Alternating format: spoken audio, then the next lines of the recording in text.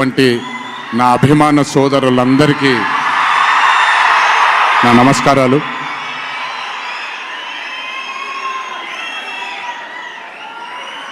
నాకు తెలిసి నా వయసు బహుశా 3 ఏళ్ళు 4 ఏళ్ళు అయి ఉంటుంది. మొట్టమొదటిసారి మా అమ్మమ్మ నన్ను కూర్చోపెట్టి, మా ఊరు ఇది, కుందాపుర దగ్గరే మా ఊరు, చిన్నప్పుడు మేము కొన్ని కథలు విని పెరిగాము అని నాకు చిన్నప్పటి నుంచి కొన్ని కథలు చెప్పడం మొదలుపెట్టేది. అప్పుడు అర్థమయ్యేది కాదు, ఓహో ఇదేంటి, ఇది ఎప్పటికైనా ఇది నిజంగా జరుగుంటుందా, ఈ కథ నిజమేనా కాదా, ఇలాంటి ఎన్నో డౌట్లు నాకు. కానీ బాగా నచ్చేవి. ఆవిడ చెప్పినప్పుడల్లా చాలా ఇంట్రెస్ట్ వచ్చేది. ఒక్కసారి వెళ్ళి చూడాలి కదా, ఈ గుళిగ ఆట అనేది ఏంటి, ఈ పింజుర్లి అంటే ఏంటి, ఒక్కసారి చూడాలి కదా. చిన్నప్పటి నుంచి నాటుకుపోయింది. కానీ ఏ రోజు అనుకోలేదు నేను విన్న ఆ కథల నుంచి, నేను విన్న ఆ కథల గురించి ఒక దర్శకుడు ఆ కథ తీస్తాడు అని, ఒక చిత్రం తీస్తాడు అని. And that was none other than my brother Rishab Shetty.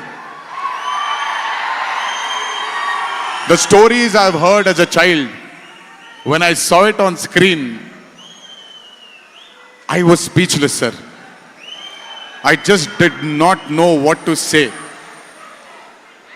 కథ తెలిసి నేనే ఇలా అయిపోతే, ఈ కథ కొత్తగా తెలిసిన వాళ్ళు ఏమయ్యారో అదే result Kantara 1ది.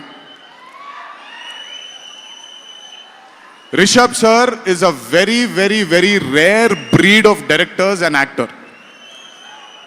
I've always had this, అంటే ఈయనలో డైరెక్టర్ ఓవర్ పవర్ చేస్తాడా, డామినేట్ చేస్తాడా, యాక్టర్ డామినేట్ చేస్తాడా అని.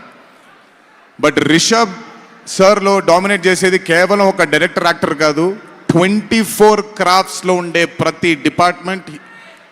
He dominates every department of all the 24 crafts. If it was not for Rishabh sir, I really don't think ఈ రోజు ఈ చిత్రం ఈ లెవెల్లో తీయగలిగేవారా.